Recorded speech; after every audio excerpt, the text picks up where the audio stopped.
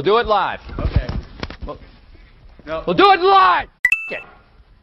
Do it live. I'll write it and we'll do it live.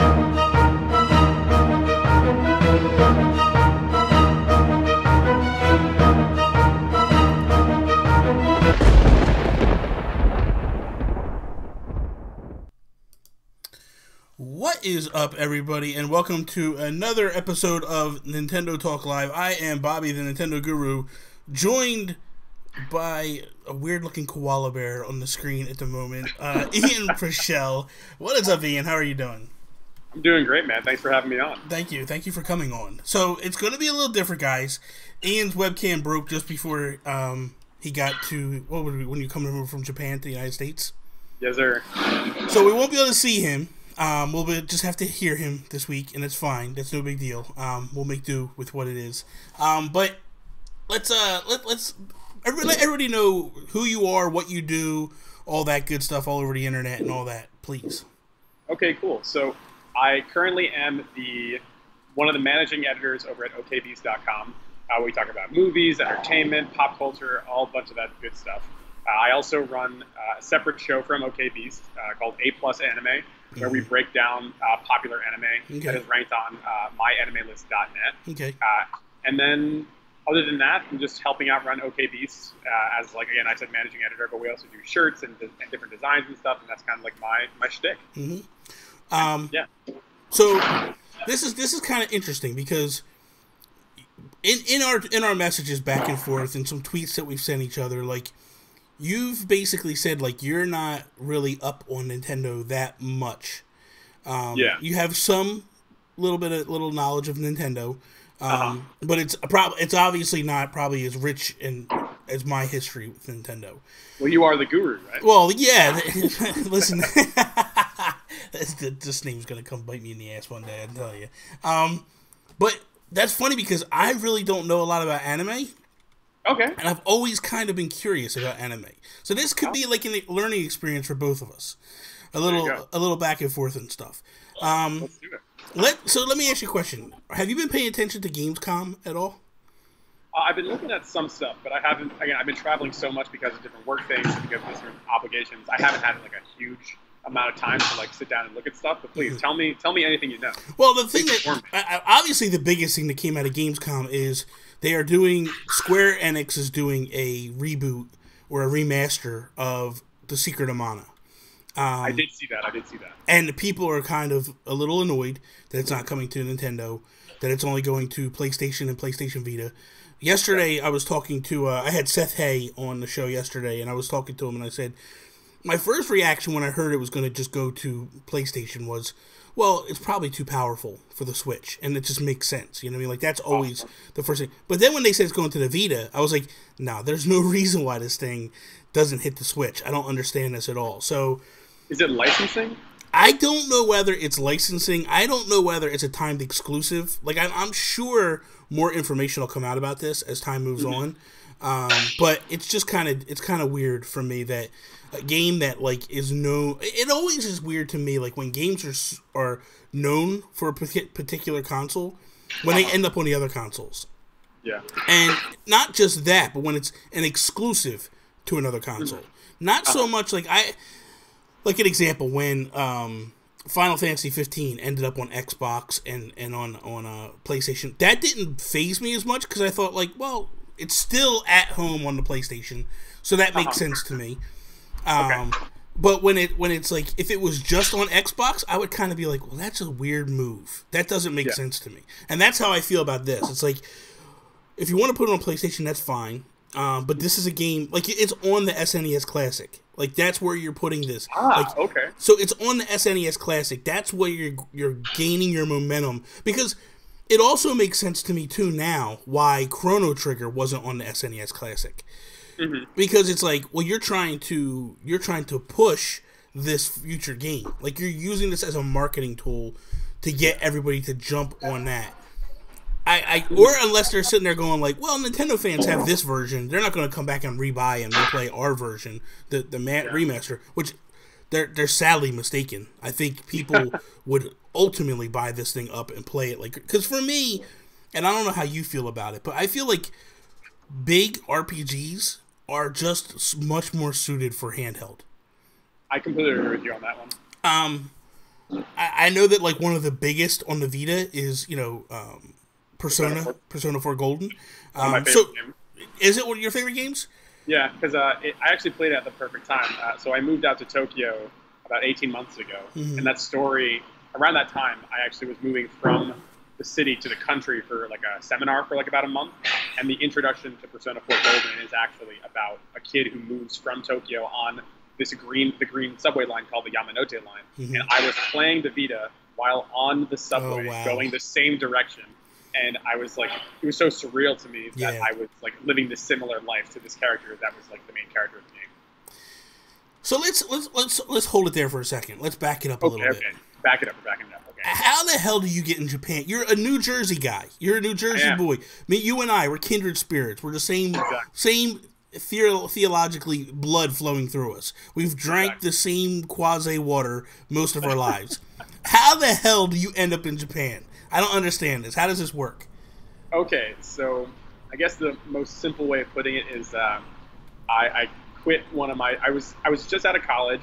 I was working at a hospital doing neurophysiology research, and then one day I decided that that job wasn't for me anymore. I think I was 24 at the time, and I told myself while I was at that job, I had like a 401k, I had like all these things. I was like settling down. I was like thinking about buying a house, and I was like, you know what? It's like not the time to do this. And then I said, you know what? If I don't do this now, then I'll never do it. I've always wanted to go to Japan. I've always loved anime, and like of course I grew up on Nintendo. So I said, you know what? Let me figure out a way to do it. And I contacted some companies that were looking for English teachers and like translators and stuff. And then I was gone 3 months later. That's crazy, dude. It amazes me because I'm friends with Jules Watcham, Renegade Kid originally. He's with a Toei now. He did Mutant Muds, Chicken Wiggle, all that stuff. I'm also friends with Brian from Image and Form. He's the CEO of Image and Form. SteamWorld Dig, SteamWorld Heist. Awesome games. Awesome. Yeah, all games. Zoink Games CEO Klaus. I'm friends with him as well. Zombie Vikings. They're getting ready to do Flipping Death for the Switch. So what amazes me is this. It always blows my mind when people just uproot themselves and move to other countries. All three of those guys did the same thing. Like, Jules is originally from England. Brian and Klaus are both from Sweden. They both uprooted themselves and moved to the United States, then ended up in Japan as well. Klaus actually worked on Earthworm Jim back in the day. So it's amazing. Like, you sit there and you talk to these guys, and it's like, yeah, man, we just kind of like jumped. We're like, hey, we're gonna give this a shot and go with it. And it's amazing to me that people do this, because I think it's a little. I think nowadays it's a little bit more like millennials get a bad rap a lot of time. But the one thing I will say about them is they have the mindset where they're willing to just go give it a shot and see what happens, because they recognize they're young enough that they can bounce back from whatever. Yeah. My generation, it was kind of like I was coming off of the baby boomers generation. Like, my parents were the baby boomers. So, and they were just kind of like, no.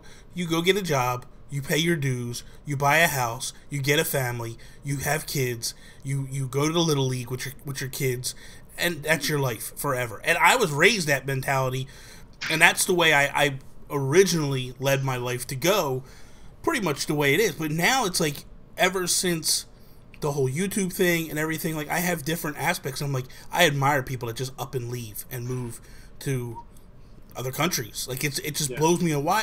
It blows me away because I didn't have that mindset growing up. So I admire people like you and like them guys that are just like, well, I just up and left. Like, see it, and especially coming from Jersey. Like, dude, listen, I don't know how your dad is. I know how my dad is. My dad is old school Dago, and he would crack me in the ass at the drop of a hat if I did something wrong. So if I went to my dad, I was like, hey, Dad, you know what? I'm a neuro whatever the hell you were doing before. I got this huge college degree, spent all this money to go to school. I'm not gonna do any of that. I'm going to Japan now. My dad would have said, you get your ass up in the bedroom. I'll be up there in a minute to have a chat with you. And then I would be back to work the next day doing my thing, and just the way it is. So I give you credit, man. I admire you for that. That's pretty awesome. Man. I mean, my dad's old school Russian, so. We got old school types of talkings, quote unquote. So basically, I get that. So basically, he brought in like the KGB stuff, and like was like, this is what you do. This is the way it's going to be for you. And I'm not at liberty to say, obviously. But yes. Pretty much. I know I nailed it. It's fine. I got you. Real quick, I wanted to jump into the chat. I wanted to say hello to Jonathan Brown, Chibi. What is up, Seth? Hey, man. How you doing, Seth? So, okay. So you go to Japan. You're doing the teaching thing and all that stuff. I've always wanted to go to Japan ever since I was a young boy, and mainly because I fell in love with Nintendo. Mm-hmm. To this day, I still want to go to Japan, and I will get there eventually one day. Hey man, if you want to come out, you know where to find me. That's the thing. I'm like, now I have a connection. I have somebody I can go hang out with. It can show me around, and I wouldn't worry about getting. So it's funny because there's a guy. What is his YouTube name? Something Wasabi. I forget exactly his name. I gotta look it up. But anyway, he did a vlog where he went to Japan, and I don't know if you listened to 8-4-Play, the podcast. Oh, I do actually. Yeah. Okay, so I was listening to that one day, and he was on there, and I was like, "Who is this guy? I gotta check him out. He's got a YouTube, and he's vlogging and stuff." So I was like, I went over, I checked out his vlog, and I liked him. I was like, "This guy is really cool." Like, it's him and his wife. They're going through Japan. They're doing all this stuff, and I'm like. And his wife is actually from Japan originally. So it's like, this is kind of neat. Like, and I started messaging him through, like, leaving comments and stuff like that. And he was like, you should really go to Japan. If you want to go to Japan, you should really go to Japan. And I was like, dude, I'm scared. And he's like, what are you afraid of? I was like, well, first off, I'm just afraid of, like, getting lost. I don't know, like, what would I say to people? That's the best part. No, stop. No, it's not, man. It's... I watched Deliverance as a young boy, man. It's not... Oh. Getting lost in Japan is a completely different thing. Like, yeah, I feel like Japan is like probably one of the most welcoming places I've ever traveled to. Well, that's what he said. I've traveled like all over the world. Like I've been really lucky. Like when I was in high school, I did a foreign exchange program where I went to England, Ireland, Scotland, Wales, Italy, Malta. Awesome. And then in my college years, I worked in Spain, Portugal, and Germany. I got really lucky with like the jobs I held during college. So of all the countries I've been to, I would say either Spain or Japan are probably like two of the most welcoming places I've ever worked. That's amazing. Yeah, I think it's like when you were saying before about like there is this fear, right, of getting lost because you want to be in control, obviously. Yes. But like every time I ever got lost, like and someone like knew any English, they would come up to me and they would do their best to communicate, and it was like this great feeling of like they wanted to help me as much as they possibly could. Yes. It's like surreal feeling. It was great. Well, that's what he said. He said if you stay in the major cities. He said, there is always somebody who knows how to speak English. He's like, now, if you get off the beaten path, he goes, you might be in a little bit of trouble. Like, if you get into the smaller towns, he said, that's where you might have problems. He said, but if you're in a major city, you're not going to get lost. He's like, you can walk up to anybody. He goes, 90% of people in Japan know how to speak English. And he said, it's just the way, he said, because for them to coexist in the world, they need the United States. It's part of their economy. It's part of what they do. So they want to communicate with us. So they're taught it in school at an early age and stuff. And he's like, so you're fine. He's like, don't sweat it. Like, But the one thing I admire, it's the little things about Japan that I truly admire. So I'm watching his vlog one day, and I'm sitting there with my wife, and I'm like, why are all these people walking around with these masks on? And I'm like, yeah. And I'm like, this makes no sense. So I message him, and I'm like, dude, can I ask you a question? This is weird. Is this like a fashion statement? And he's like, no. They have a cold coming on, and they don't want to get everybody else sick. And I'm like, the United States would never adopt this. Like, we are the most rude people in the world. We will sneeze all over you, cough all over you, and get you sick at work. And these guys are like walking around like, I'm going to wear this surgical mask so you don't get sick. Like, it's so amazing. It's the little attention to detail, I guess I would say. Those little things that they do that are kind of cool. So Nintendo. What's your earliest love or memory of Nintendo? Like, where do you start with Nintendo? So my earliest memory with Nintendo is actually my earliest memory with gaming in general. So when I was growing up, again, my dad is like old school Russian and my mom is like old school Irish Catholic. Okay. So they were like they had me on the straight and narrow like from day one. So I wasn't really allowed many games in my house, and I was really, it was just school, sports, come home. Yeah. But we had a neighbor, and her name was Carly, and her two older brothers were like much older, like 10 years older, I think. And they bought a Super Nintendo. Okay. So I was only allowed to hang out with a few people growing up, and Carly was one of them. So I would go down to her house, and I would play Super Nintendo. And I remember the first day I saw it, I was like, what is this thing? She's like, you don't know what a video game is? Do you... What? Yeah, they're like, what are you, nuts? What's wrong with you? Exactly. So then we would just hang out after school when I finished my homework and just play Super Nintendo. And then after like days and days and days of convincing my parents, I said, can I please get a Super Nintendo? They said no. And then when the N64 came out, I was like, please, I'm like crying. I'm like, please, please, please, can I get an N64? And they finally broke down. They were like, fine, you can get one.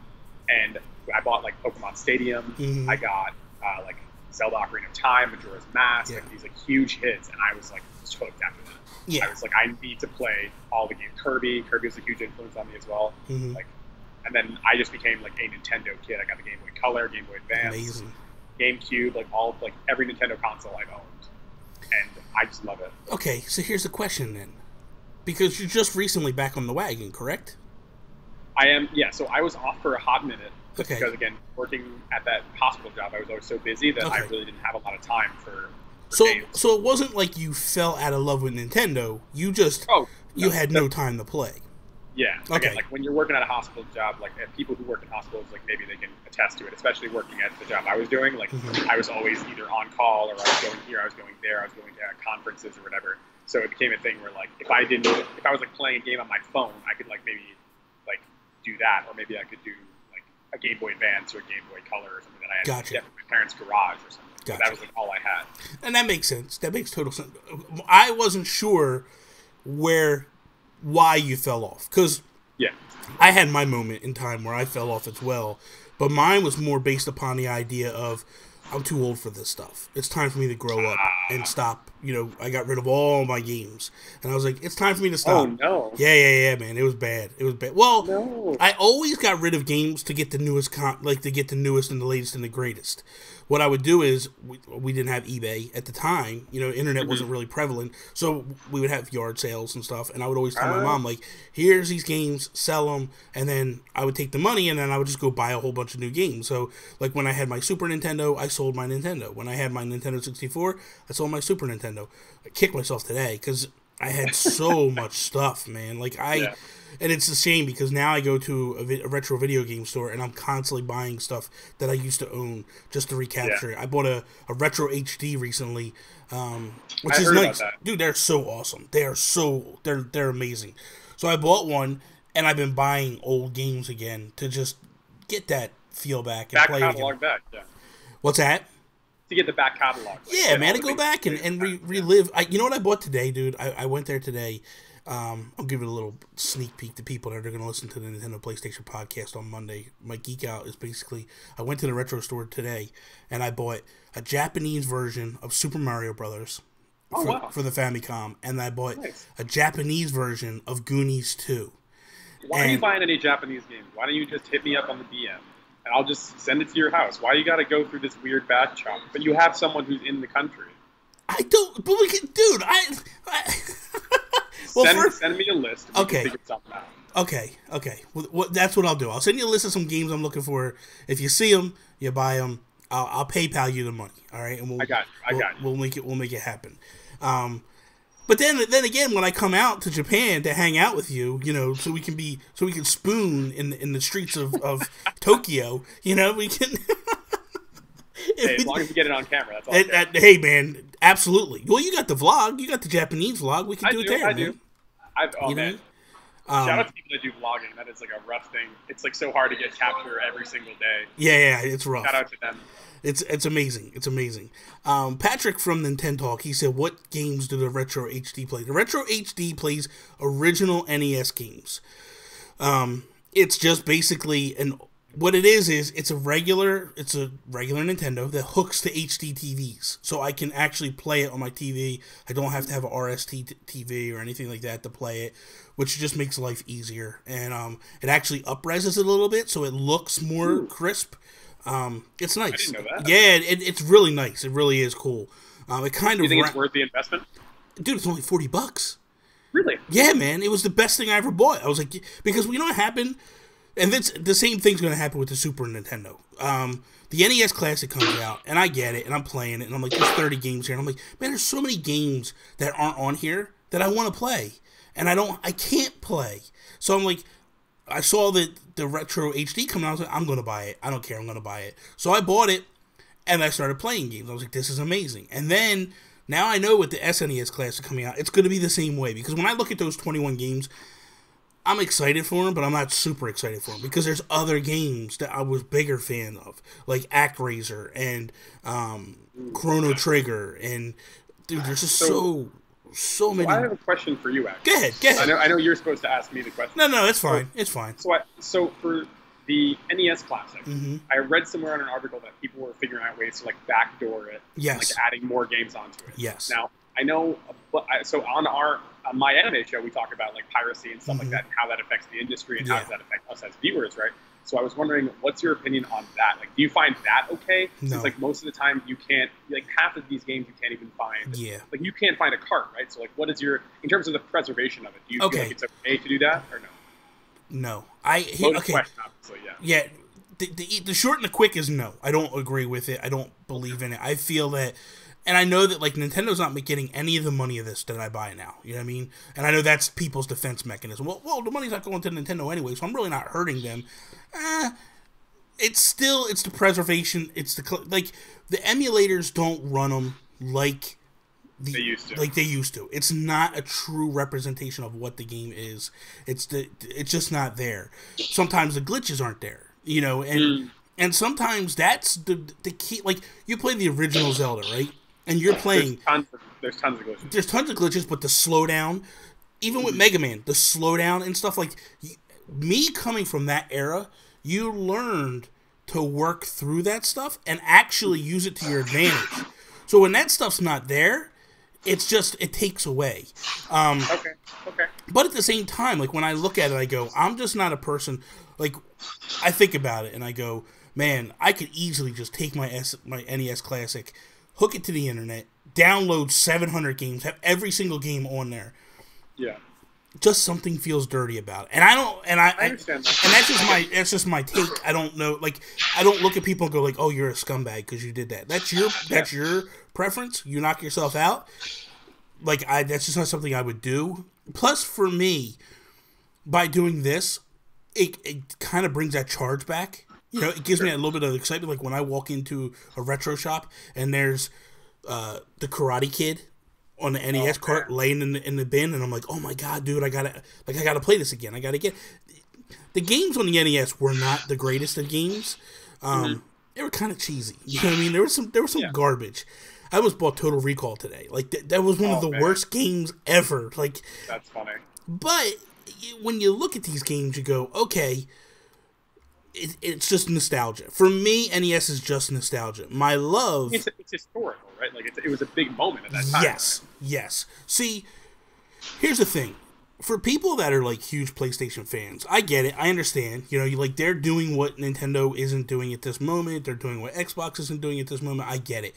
The whole reason I fell in love with Nintendo was they were doing what Atari didn't do. They were doing what Sega couldn't do. And, like, when I remember being a kid... And I like to draw, and I have a good time drawing and stuff. But I remember being a kid and one day opening up Nintendo Power and hearing about Mario Paint. We never even heard about Mario Paint. Oh, man. What an experience that was. Oh, my God, dude. It was the most amazing thing ever. Like, I wish I could find my VHS tape that I had with, like, cartoons I did.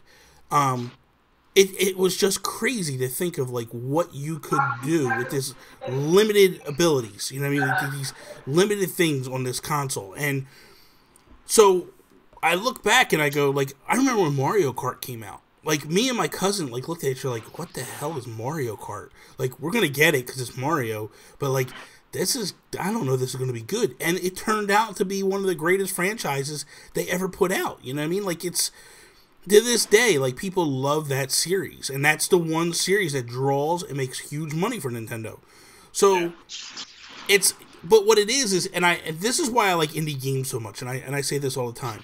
Nintendo in the 80s, in the 90s, they didn't ask us what we wanted. They gave us what they knew we wanted. And we didn't know we wanted it. You know what I mean? Like, you would just open up Nintendo Power and it'd be like, oh, what is this weird game? I don't know that I want this game. And it was like Super Metroid, you know, and it was like, well, I remember Metroid, but I don't know that I want this Super Metroid. Like, this is weird. And then next thing you know, you get it, and it's like, holy crap, it changed everything from the original. It was so much better, and it just revolutionized gaming. You know what I mean? Like, in terms of, like, a lot of people go back to that game. A lot of indie games today are based off of that game. So, exactly. When I look at what the indies are doing, the indies don't do sequel after sequel after sequel after sequel like we get now. You know what I mean? Like, you get a hit today, and you're guaranteed for the next 15, 20 years you're going to get a sequel of that game. 100%. Yeah. You know what I mean? Look at Uncharted. Or DLC or something like that. Exactly. Like, look at Uncharted. You know, how many years... That was, what, a 15, 20-year span of between Uncharted 1 to 4, and it was like they just kept coming back to the well. It's really been that long? Something like that, right? The PS... I feel old at this point. It's got to be. Well, you figure the PS3 was, what, 10 years, right? Mm-hmm. It's got to be like almost 15 years, something like that, 10 to 15 years. That's a good amount of time, man. That's a good amount of time. And, I mean, they just put another one out. What, last week? I mean, it's not really necessarily Nathan Drake. It's a different storyline, but it's Uncharted. It's the series, you know. But I give, and the same thing with like Infamous. Like, they just ran that thing. They just beat it to the death, and it's just what they do. You know, it's what big AAA companies do. They don't take risks. That's what I love about indies, where they take the risks and they just give it a shot and see if it sticks and it works. So, well, actually, the reason why I asked you about the ROM question, going back a couple questions. Yeah, go ahead. The reason why I asked you is because I probably wouldn't even be in Japan if it wasn't for a ROM. Really? Yeah. So way back, the way I got into Pokemon was my cousin, somehow before Pokemon Gold came out, he got a ROM of Pokemon Gold in Japanese. Okay. And that's what initially sparked my interest in Pokemon, and also sparked my interest in Japan and Japanese language and stuff like that. And I actually played through all of Pokemon Gold with Japanese before it came out when I was like, I think I was like 10 years old or something like that. And somehow I like had like a chart where I was like, all right, this character means this, this character means this. So like before I even had any interest in going to Japan, I had like this notebook like from my childhood where it was like all the different Japanese kanji or characters that I had memorized from Pokemon. And my mom was like, what are you doing a satanic ritual in here? Like, how are you writing these things down? What's going on? And like that, once the game came out in English, I bought it immediately, and I knew exactly where everything was. And my mom was like, wait, didn't you already play this game at your cousin's house? I just was like messing with my mom my entire childhood with this whole situation. And like, if it wasn't for that, I probably wouldn't have studied Japanese in college, and I probably wouldn't have gone to Japan. And I probably also wouldn't have been interested in Pokemon in general. Yeah. So it's just weird, like, if it wasn't for this weird backwards ROM that like probably shouldn't have existed in the first place, I would have maybe never even been where I am today. Well, okay, so let me clarify a little bit. So one of my favorite franchises that Nintendo does is Earthbound / Mother. Nice. So Mother 3 has never come to the United States, ever. And I want that game so badly, it's not even funny. So I went to a retro store one day, and they had Mother 3, the English translation on a Game Boy Advance cartridge. No way, really? Yeah, man. And it came with the box. It came with... Did it come with an instruction booklet? No, it just came with the box and the cartridge, right? And I was like... But what they did was they took the online computer version of it and put it on a cartridge. Yeah. So I was like, I'm going to buy it. And I felt so guilty buying that thing. Oh, no. That I came home. We had 2 Wii U's at the time. One for me, one for my wife. I went upstairs and bought Earthbound for a second time on the Wii U, so I could be I feel like I gave Nintendo my money. I bought this game illegally. I feel like I gave Nintendo my money. And, but it just, I don't know. I feel that it's just a weird thing for me. Like, I feel like, and you know what it is? Nintendo. So Nintendo Power was pure, just propaganda. I fully know that now, but they honestly would send subliminal messages to you through those. I remember reading articles where they would talk about how, you know, it is so bad for people to pirate games and why it's so bad. Like, it hurts Nintendo. We could go away. We could disappear if that. And I don't remember that. Oh, dude, I remember articles where they were just saying, like, they were talking about piracy being bad and just saying that, like, if it continues and gets out of hand, if we don't stop it now, that it's going to hurt us in a big economic way, and we might not be able to continue down this path. It was just crazy stuff. And maybe it wasn't Nintendo, but it might have been like a GamePro magazine or something that I read that article in. But I remember reading Nintendo saying that to the public, like, and me hearing that and going like, man, I really don't want to, you know, like, I really don't want to do that to Nintendo. So even today, as I'm buying a game that they're probably never going to bring to the United States, God, I feel like this bad feeling in your heart. Like, no, I don't want to do this. Yeah, I understand that 100%. The one thing I will say is this: I stopped playing it. I stopped playing Mother 3. I love it. I really did. I fell in love with it. It tugs at the heartstring, dude. It is. Have you played it? I haven't actually. Okay. But I know Japanese now, so I actually probably could play it. It's so powerful, dude. It is such a powerful game. And it, like, literally, dude, I was playing it, and it actually was making, it's probably one of the few games in my life that legitimately made me cry. Really? The story is that powerful. Earthbound actually made me cry at the end of it. It was so powerful. And for this one, and I wasn't even midway through, and I was like, but I stopped playing it because there was rumors hitting at the time that it was coming to Switch at the time, codename NX. And I was like, you know what? I'm going to hold off. I'm going to give them 2 years. 2 years, that if they don't bring it to the Switch, that I will jump ship and just go buy it and play it. But I really feel that when we finally get Virtual Console, I think we're gonna get it. That would be a big get. You are a saint. You are way more patient than I am, my friend. I know. But you know what, man? I'm a lot older than you too. So patience comes with age. You know what I mean? Like, when I was younger, it was like no. I gotta have it now. Dave Space, Dave Moore. Like, I can't, baby, Dave. I can cry. I have cried. I don't cry over silly things like getting, you know, a remaster of Crash Bandicoot or something like that. Like, that stuff doesn't affect me.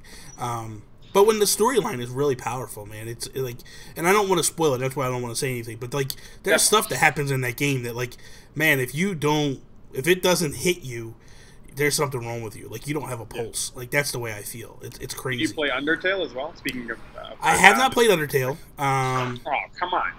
You know what? I've heard a lot of things about, but see, I don't play computer games. That's my main. Okay.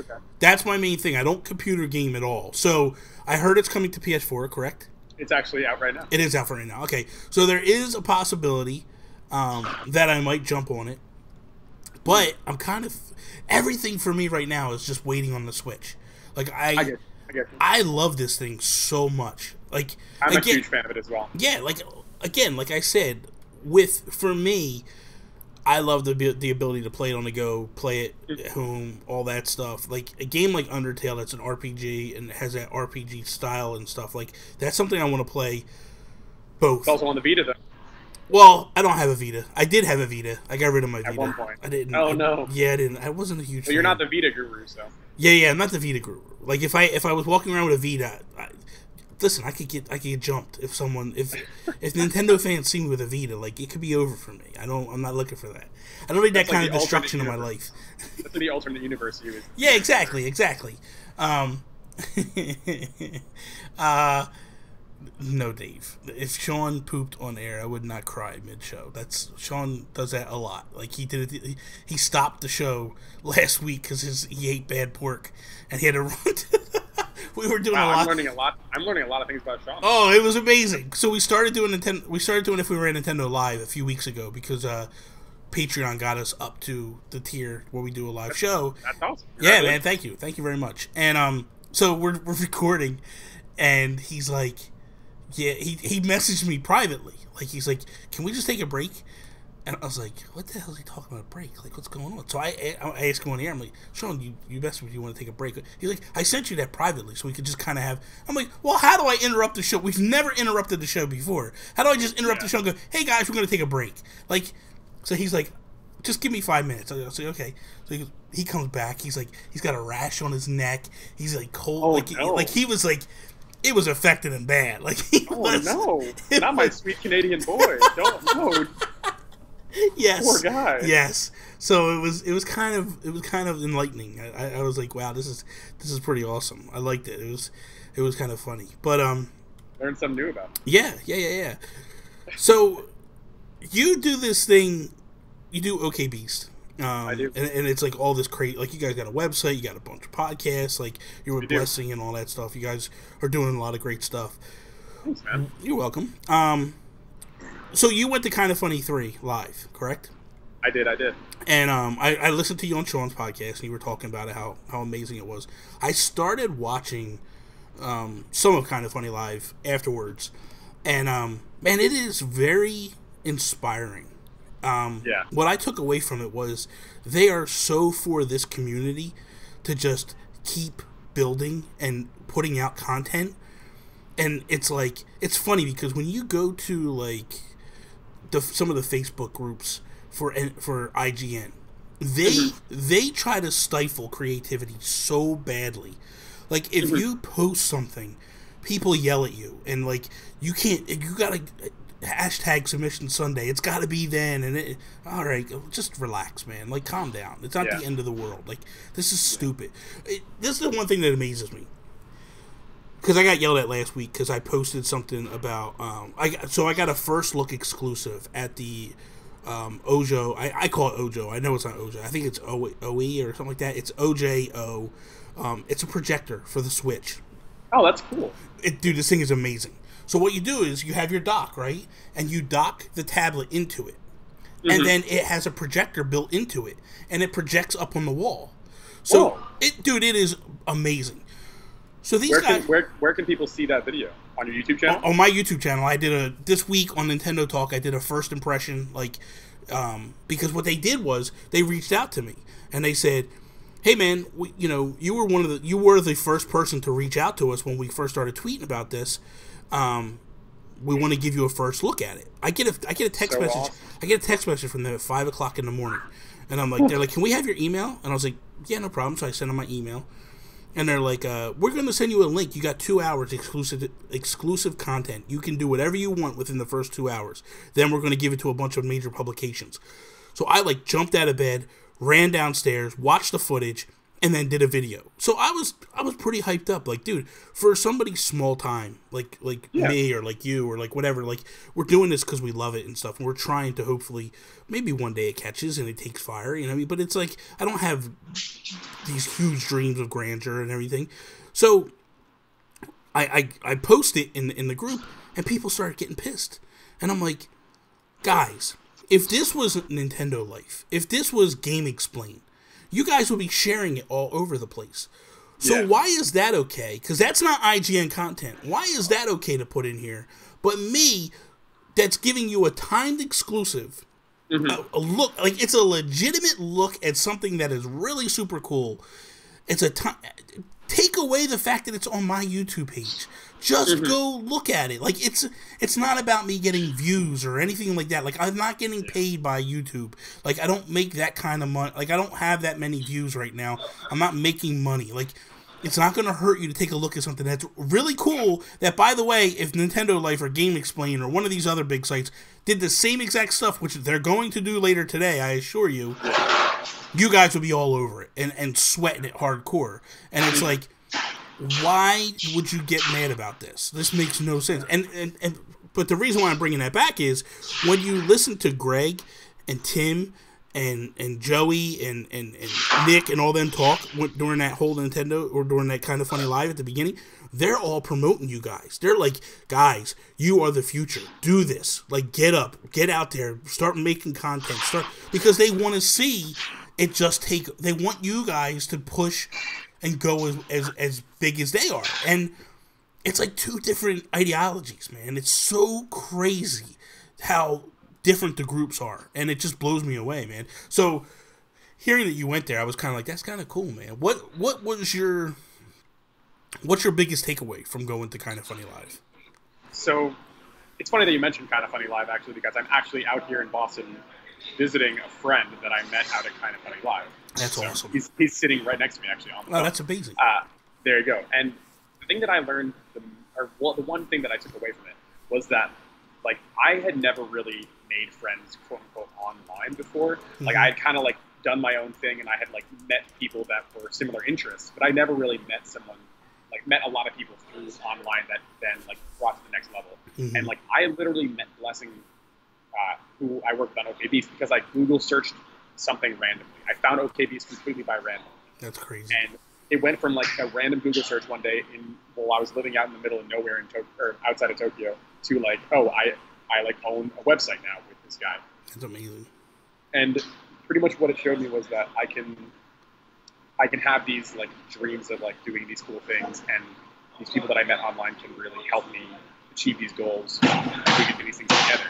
And it doesn't need to be this thing where it's like, oh man, you're doing something, so I need to do it better than you. It's like, no, like, we all want to do these things together, and let's all work together shoulder to shoulder and like do what we love. And that's like the one that I learned. So it's amazing, dude. It really is. That's the one thing that I've learned, like, in our community and what we're all doing, because I consider us all to be like indie podcasters, and we're all up and coming. But I look at what the tight knit of how everything is, how everybody's like just super supportive of each other and like pushing each other. And like, I look at what Sean. It's weird because Sean's more tight knit to the Kind of Funny group than I am. And I'll listen to his podcast and I hear all you guys coming on, and I'm like, God, these kids. And I call you guys kids because you guys are much younger than me. But when I look at it, I go, man, these guys, these young guys are just like, they're crushing it, dude. They're just crushing it every single day. And like, I didn't even know who Blessing was. I didn't even know who you were, honestly. And then you went on Sean's show, and I was like, dude, these guys, man, they got their act together. And I started listening, and I became a fan. Like, I love OKBeast. I listen to the podcast every week. I'm like, these guys are really good, man. These guys are really phenomenal. Okay, so let's digress to something we talked about early on. Anime. So anime, cool. What if I wanted to get into anime? What is something you would suggest to me to go, okay, this is how you start down the rabbit hole of anime? All right. So you asked the perfect question. So on my show, the whole reason why we started that show, A+ Anime, you can find us on iTunes, on any podcast service. Okay. So the whole reason why we started it is because, when I moved out to Japan, a lot of people approached me and they're like, listen, I love Japan, I love anime, where do I start? Like, it's so much. Like, I want to do Naruto or Dragon Ball Z or something, but there's just too many episodes. Yes. What's the best place to start? Yes. And I said, okay, let me write you a list. And then by the time the 12th person asked me, I had just copy-pasted a list like 12 different times. And I was like, you know what? I'm done with people asking me. I'll just start a show. So if I had to give... So our number one, like, highest-rated anime for a new person, it depends on what your genre is. Mm-hmm. So, like, do you like fantasy? When you say fantasy, you mean like Final Fantasy, like that type of stuff? Like dragons and wizards and stuff? Okay, so not necessarily dragons. So the three that I like to suggest for people is there's one fantasy anime that has kind of like a magic sort of thing in it. Okay. There's one that's like a future bounty hunter show. Okay. And there's one with old school samurai. And these three shows are, one is called Samurai Champloo. Okay. Have you heard of that one before? No. Okay, one is Cowboy Bebop. That sounds familiar. Very, very popular. Okay. And then one is Full Metal Alchemist Brotherhood. Okay, never heard of that either. Okay. So those three, I think, for me at least, and then actually also the fourth one that people talk about a lot is Death Note, as like a semi-approachable one. Actually, someone just said it in the chat right now. They said watch Death Note. Yeah. So the reason why people refer to Death Note is because it is... my favorite thing about anime is they can go to these really weird places, right? Like they can have these crazy concepts, but still have it somewhat grounded. So what Death Note does is it has like essentially a normal world, normal Tokyo, real world Tokyo, and they throw in this really great plot device, which is the Death Note. And that's kind of what my favorite thing about anime is that they can have these crazy ass concepts and like go to these places where other stories won't go. Okay. So yeah, so those are my top four. I would say if not Final Fantasy, Full Metal Alchemist, Okay. Death Note, Samurai Champloo, and Cowboy Bebop. Those are my top 4. Okay, so we got some people in the chat, and they're all chiming in right now. So, BD82, he's saying Death Note, Konosuba. Konosuba, I've heard of that one. Okay, Attack on Titan, which I've heard Attack on Titan. I actually started watching that a little bit. Yeah, Shingeki no Kyojin is pretty good. Attack on Titan is good. I have some split feelings about that, but season 1 is a good intro. I think it's like very like what's it called? There's like really great action scenes. The animation in those scenes are really good. Yeah, he says My Hero Academia. Oh, I love that. Oh man, if you like old school superheroes, like do you like Silver Age Superman? Yeah, man. Okay, if you like Superman, then you are gonna like My Hero Academia. Okay, and then the last one he says is Death Parade. Death Parade I haven't seen, Okay. but I've heard people talk about it, like in my like circles of people that I talk to. Okay. They've said that it's good. Okay, and then Jonathan Brown said One Punch Man, which I've heard about. You're a smart man. You're a very smart man. One Punch Man is a good suggestion. I've heard of that. I've heard of that one. But I've never watched it or anything. So okay, that's step 1. Okay, so step 1 is that. Step 2 is how do I get these things to watch them, but I want to watch them in English because I don't know Japanese. So how does that happen for me? Okay, so here's the thing, and this is for everybody out there. I use this one site called because.moe, because.moe, where you can search where you can find different anime shows, and you can find them like what provider they have. So like usually you have like Crunchyroll, Hulu, Funimation, and then you might have like one other site. But that lists where you can find it. Okay. Sub and dub. Okay. So if I was to join Crunchyroll, because it's like what, $5 a month or something like that. I think it might be 7, but I'm not 100%. That's fine. That's no big deal. Yeah. Whatever. It's less than $10, whatever it is. Yeah. I could get it on my Wii U because I know it's on the Wii U. That's true. And I could stream it through the Wii U, so I know that I have access to it. I could probably look it on the computer as well, or whatever. I might even have it. I'd be able to get it on my TV.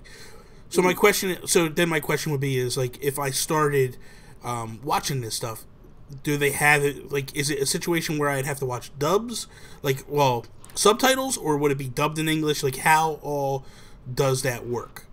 So here's my understanding of it. Older stuff that I just listed definitely has English available. Okay.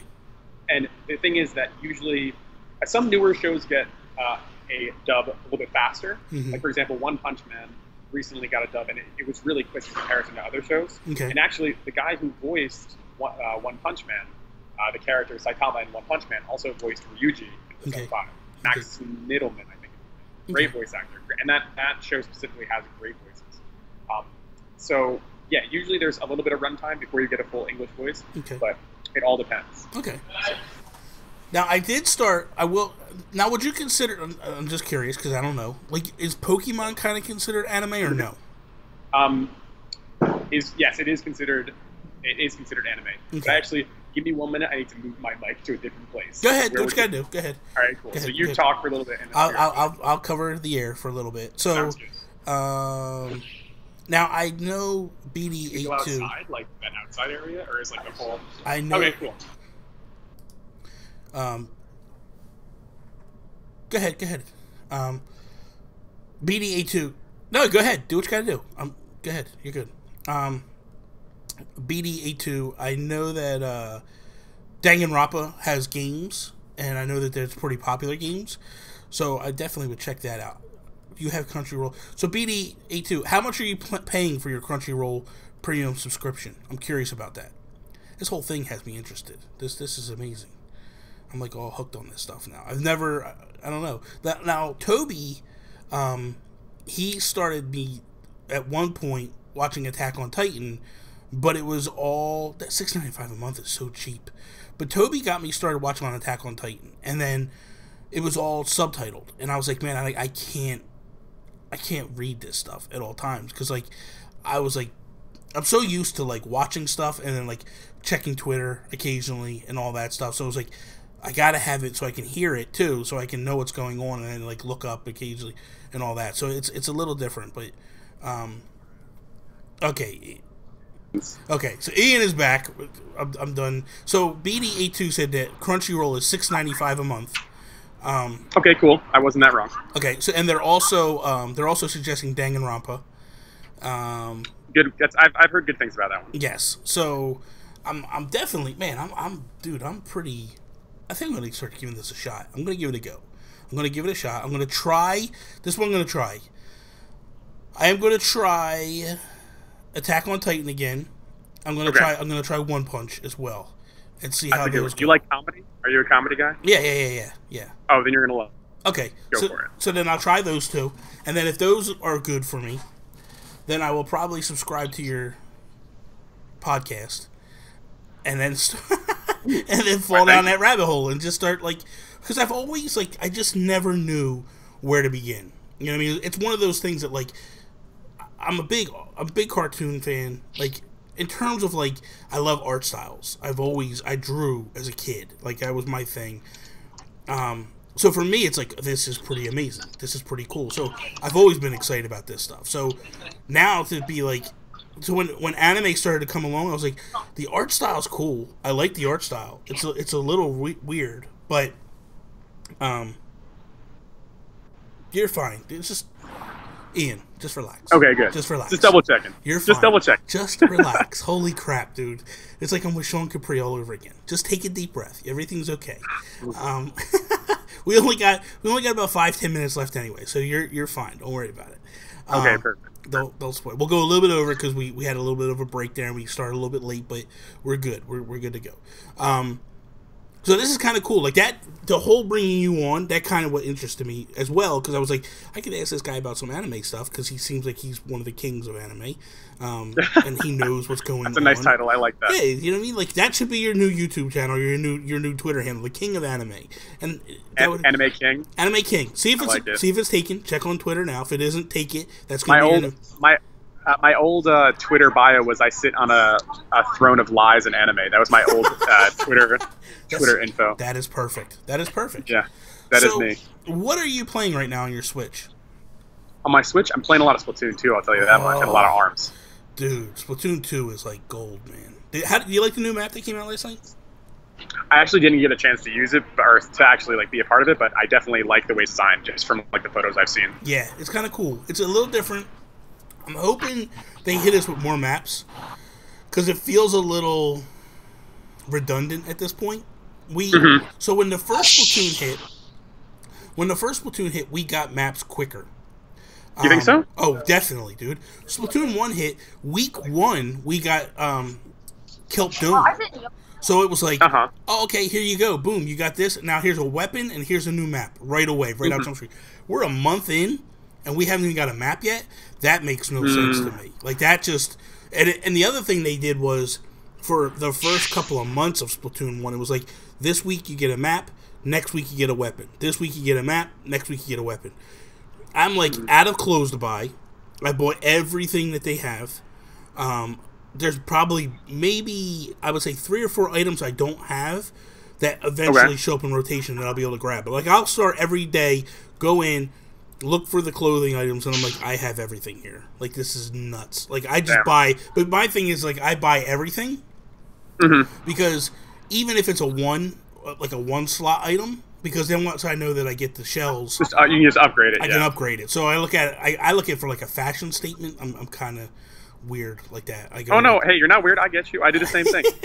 So I'm I'm gonna buy everything out, because when Splatfest start to hit and I start getting everything, I'm gonna go. So are you flight or invisibility? That's the easiest question ever. It's flight. That's what I live in Japan. I just fly home. I wouldn't need to spend all this money on plane tickets, of course. That makes sense, right? Here's my feeling. Flight is what everybody wants. Invisibility is for creepers and thieves. The pervert. Exactly. You wanna just go peek in the window of some woman and stuff that's where invisibility comes in. Nobody wants to be invisible otherwise. Invisibility people, we see you. Yes, everybody wants to be known and popular. If you're flying around, you're the spectacle. Everybody's oh, that is so cool, you're flying. You're invisible, nobody knows you're invisible. You're just it's just weird, you know what I mean? But I looked at my app today. No invisible shaming, though. No invisible shaming. Yeah. I still support you as a human being. Stop. If you want to be invisible. You know what? There's the millennial. That's the millennial speak coming That's up. the right now. millennials. That's there you go. Millennial. No, we're going to shame. We're going to shame if you want to be a creeper. That's not cool. I don't care. But I will say this. I looked through my app today. It's very 50-50. It's like, really? Oh my god, dude! I'll look it up now while we're talking. But I was just messing around today, and I was like, I'm just curious where everybody is because I just want to see before I pick. Because what I wanted to do is I wanted to go with the lesser amount because I felt like you're a hipster. Well, no. That's not the case. Because last month I took ketchup, but my thing is like playing that way. I recognize that I sat in lobbies a long period of times. Like in the first Splatfest, yeah. I took cake, right? Because that's what fat kids love cake. So I just I was like, I love cake. I'm gonna pick cake, and I played all the time because ice cream was the big one. So yeah, exactly. Then I went into ketchup, and I was like, man, I'm hardly playing. I'm sitting in lobbies for long periods of time. So I had interesting. Okay. So I had originally thought I was like, okay, what I'm gonna do is I'm gonna look at it, and I'm going to take the opposite of what's popular just because I want to play all the time. Nothing to do with who I'm really supporting. It's just, I just want to play. Like, all right, so right now I have, because I have a lot of friends on my thing. Because I play. You're a popular boy. Well, no. I play every night with the community. So, like, I have my friend code up there at all times, and people are adding me all the time. So they can Shout out to the community. Yeah, shout out to them. The community is amazing, dude. Seriously. So I have... For Team Flight, I'm showing 30 people have picked Team Flight, and then for Team Invisibility, 32. So it's very close. Like I'll tell you right now, when it was Ketchup versus Mayo, dude, it was like 50-10. Like really, yeah, it was insane. Let's give a shout out to a couple people that are okay. So Team Flight, I'm looking. I see Rush Draco, Amiibo UCG. Who else? Jules Watcham is Team Flight. Mark from the Warp Whistle podcast. Jason Lacey from Flux to Pose is on there. Where's Sean at? Did Sean pick? I think Sean is going to take Invisibility because Sean is a bit of a creeper. That is for sure. You get that impression of Sean, right? Like when you talk to Sean, definitely. That's the first thing I think of. Yeah, I think shady and I think creeper when I see Sean. That's the first thing to hit my head when I see him. He actually hasn't picked his team yet, but I know on Twitter he's been putting. He's got parentheses. He's got Invisibility Sean Capri. I don't know why he's so hepped up on promoting that. Like he needs to stop that. He shouldn't be proud of that, but I don't know. So you're definitely Team Flight. So that's the one thing. How much longer are you in the United States? Till September 26th. Holy and I'm back to Japan. Yeah. Crap, man. That's what. So are you guys like in? I guess like summer break. Is that why? You weren't working at the point? Yeah, so like I finished out my last contract for my job, and then I actually applied for language school. I want to go full time to learn how to speak Japanese to get like a different job out here in Japan. And I got it. Yeah, and I got accepted, and my school semester doesn't start until October. So I said, let me have my Japanese girlfriend come meet my American family, and have a little meeting, and that's what we did. Okay, here's a question for you because one day I got wrapped up. Again, I love Japan. I love to like watch vlogs of Japan and stuff. Then one day I was sitting there and I saw this series of stuff like where Americans get treated very poorly in Japan at jobs. Okay. And stuff. Is that true? I think it's a job-to-job basis. Obviously, I've had nothing but great things from my managers that I've been working with. Okay. But it can definitely happen. It's definitely a thing where like you're this new person in this land and you don't really know how things go. Obviously, you want to keep your job, you want to keep your visa, you want to stay there. So people oftentimes don't speak out because they're afraid to. Okay. But I've had no problems. But you're kind of more like in the teaching community. But yeah. But if people get jobs in like, I don't want to say private sector because I really don't know how it works in Japan. Like you mean like international business or like programming or something like that? Like I guess maybe they get abused or whatever because maybe it's just because. But I think too part of it is the culture. Definitely cultural difference. Because there's a huge it amazes me how in the United States you can't be anti-gay, you can't be I mean, you can be, but then you get called out for it and all that stuff. But in Japan, Exactly. they're totally like, nope, woman's role is the kitchen. That's the way. I mean, for the most, not all, but it seems more prevalent. Like Definitely way more like old school, way more like tradition. Like, I can't go and talk about a woman's boobs and get away with it here. And more traditional, for sure. Yeah. There, it's just kind of like, it's the thing. You know what I mean? And I'm not saying all the time.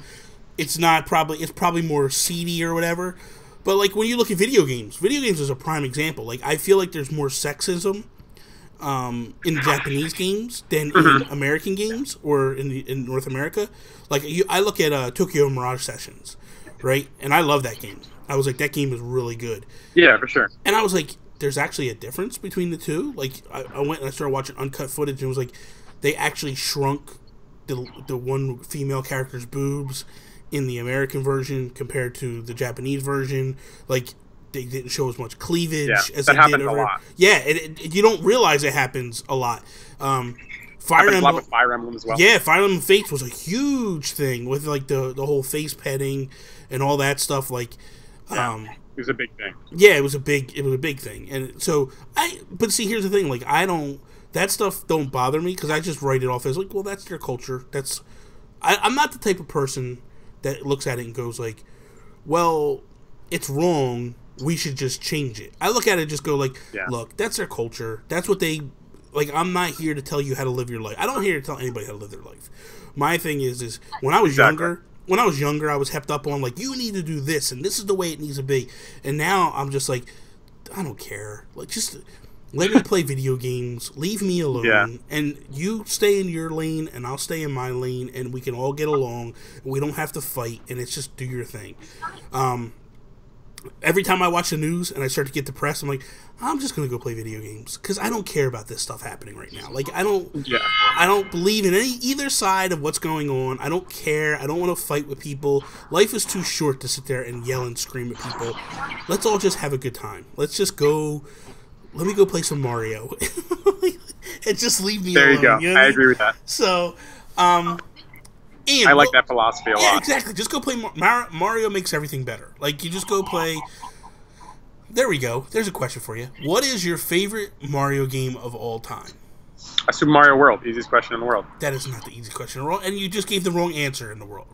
I can't believe. What? I can't say world? No, man. Super Mario Bros. 2 is phenomenal, man. Okay, Mario World was one of the first Mario games I ever played. Okay, so. that makes sense. Well, okay, no, World is amazing. I'm being facetious a little bit. Like, my favorite 2D Mario is Super Mario Bros. 2.